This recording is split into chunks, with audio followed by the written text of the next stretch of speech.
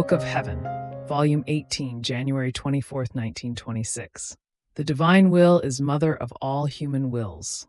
In the divine will, there are no deaths. I felt all abandoned by heaven and by the earth, and I thought to myself that Jesus had told me a long time before that I was to live in the hard exile of life as if there were no one else but Jesus and I. Everyone was to disappear from my mind and from my heart. And now, after everything has disappeared from me and I am used to living only with Jesus, he too has run away, leaving me alone, prey to unspeakable bitternesses in this hard state of isolation. Oh God, what pain! Have pity on me. Come back to the one who feels the need of your life more than of her own life. Now, while I was thinking of this and of other yet more harrowing things, which it would be too long to say, my sweet Jesus moved in my interior and, sighing, told me, "Daughter of my supreme volition, courage in your isolation. This serves as company for my will, abandoned by creatures. The sorrow of its isolation, oh, how harder than yours it is. My will is the mother of all the wills of creatures. As most tender mother, she left herself in the center of creation in order to deliver the human wills and keep them all around herself, to raise them upon her knees, nourish them with the milk of her celestial teachings, and make them grow in her likeness, giving them all creation in which to amuse themselves. And since my will is center of each created thing, wherever the creatures would go, she, as center of all things, would remain always near them, more than affectionate mother, that they might never lack her maternal cares, nor descend from her nobility and likeness. But alas, these daughters, the human wills, delivered by this celestial mother, my will, despising and neglecting all her maternal cares, her love, her tendernesses and attentions, even though my will is near them, these human wills are far away from this mother. Many of them don't even know her. Others despise her and make fun of her. Poor mother, which is my will, in the midst of so many daughters delivered by her, she remains isolated, abandoned, and while all of them take from her own in order to live, they use it to grow in dissimilarity from her, and to offend her. Can there be greater sorrow for a mother than the abandonment of her children? Not to be known by the fruit of her own womb, which, turning into enemies, offend the one who brought them to the light. Therefore, the sorrow of isolation of my will is great and inconceivable. So may your isolation be the company of this isolated mother, who cries and searches for her children, but as much as she cries, shouts, and calls her children, whether with the most tender voices, with the most bitter tears, with the most ardent sighs, or with the most thundering voices of chastisements, these unruly children keep far away from the womb of she who generated them. My daughter, do you not want to share, as true faithful daughter of my will, in her sorrow and in her isolation?" Then, after this, I began to do the adoration to my crucified good, but before my mind passed a long line of soldiers, all armed up, which never ended. I would have wanted to think about my crucified Jesus, rather than see soldiers, but against my will, I was forced to see these soldiers equipped for anything. So I prayed my sweet Jesus to take that sight away from me, that I might be free to be with him.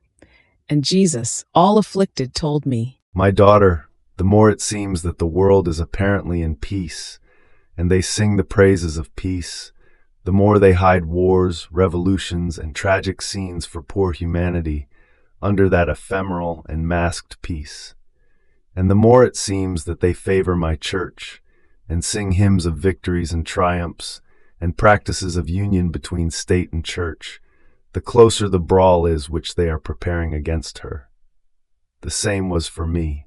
Up until they acclaimed me as king and received me in triumph, I was able to live in the midst of the peoples. But after my triumphant entrance into Jerusalem, they no longer let me live. And after a few days they shouted at me, 'Crucify him!' And all taking arms against me, they made me die.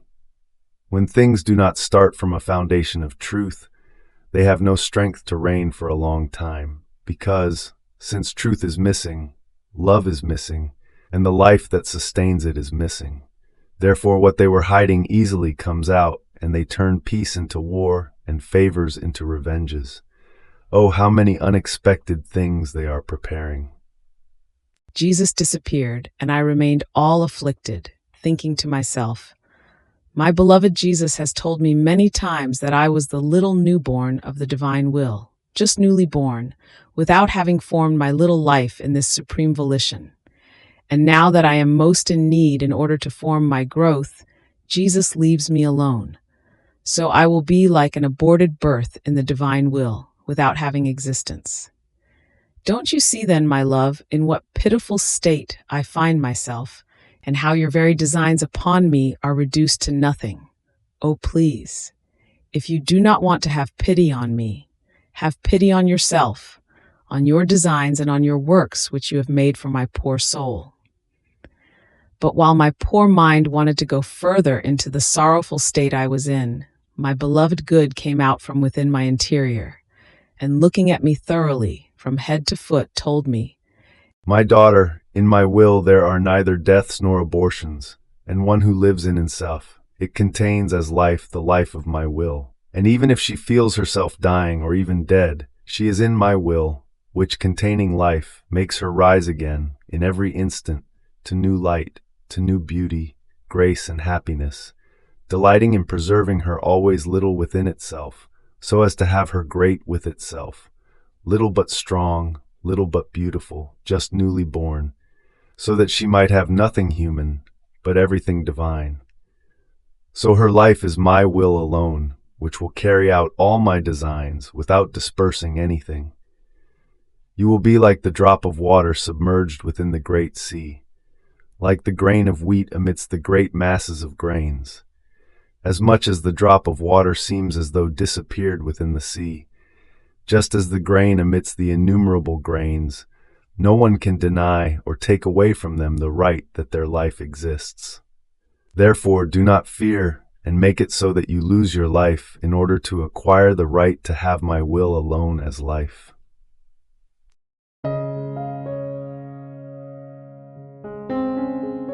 thank you for being a part of our community here at Divine Will app. If you enjoy listening to Jesus's lessons on how to live in the divine will, please give this video a thumbs up. Your likes help us reach more souls yearning to live in the kingdom of the divine will. We'd love to hear your thoughts and reflections, so drop a comment below. Your insights not only enrich our community, but also inspire others on their spiritual journey. And don't forget to subscribe to our channel. By joining us, you're helping to spread the news of the kingdom of the divine will, so that together we can bring His kingdom to reign on earth as it is in heaven. In the divine will, always.